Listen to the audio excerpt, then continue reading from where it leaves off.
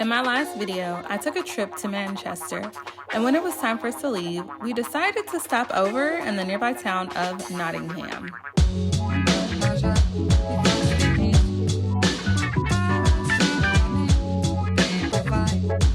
Hiya, we just made it to Nottingham. We're getting ready to try and catch Robin Hood and a couple other places. It is a Wednesday, so we're not sure what all will be open, but let's go exploring Nottingham.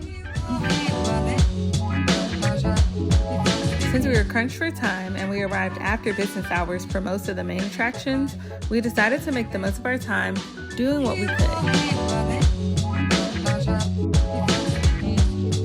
We did stop by the Flying Horse Walk arcade, which was unique because it was home to an art gallery and not just the typical shops that you see in most arcades.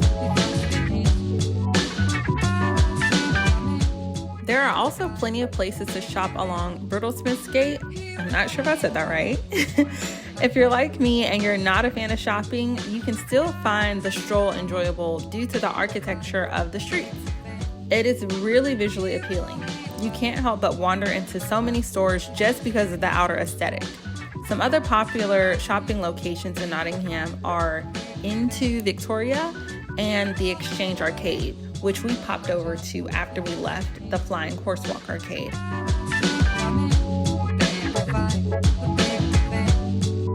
Hi guys, Diamond from the future here. I realized when I was putting this video together, I left out one super important thing that I learned about Nottingham. Not only is it the city of the Nottingham Castle and Robin Hood, but it's also known as the City of Caves.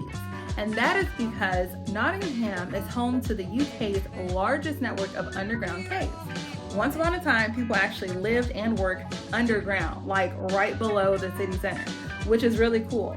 Unfortunately, we learned that as we were leaving, and we also didn't have time to experience it because we were there after hours. If you're interested in going or you're heading to Nottingham soon, I'll have a link to tickets down in my description box, which I strongly encourage you to do because the tickets are under £10 per person. So that's a really good deal. If you have been to Nottingham Caves, please let me know what your experience was like in the comment section. I love learning about different things that you guys know about the cities that I tend to leave out, as well as the nearby cities. You guys have great information. Y'all are always informing me while I'm trying to inform others. So I just love this relationship.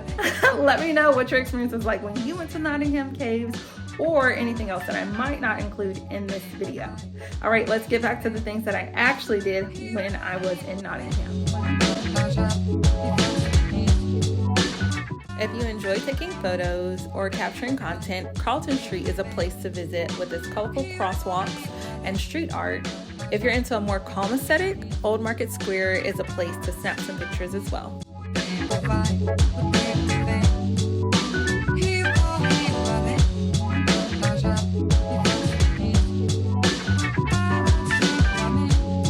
Earlier I mentioned Nottingham Castle. This is actually where the legend of the real Robin Hood was held prisoner. It's not clear whether this folklore is true, but I am from the land of Disney World, so I'll take it. Outside the castle is a statue of Robin Hood and his merry men shooting an arrow at the castle. Although it's not clear whether Robin Hood is a real person or not, or if he was even a prisoner of Nottingham Castle, there are plenty of shops around the castle that feed into this story, and it just makes for a good time. One prisoner that we do know for sure was held here at Nottingham Castle was King David II of Scotland. He was held here as prisoner after he invaded England and was defeated at the Battle of Neville's Cross.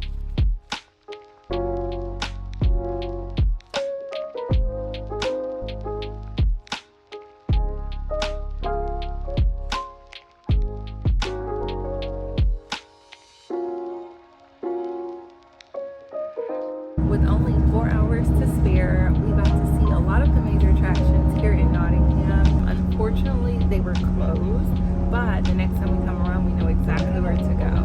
If you had 4 hours to spare in Nottingham, what would you do? Let me know in the comments, and I can't wait to see you guys on the next time. Thank you for watching.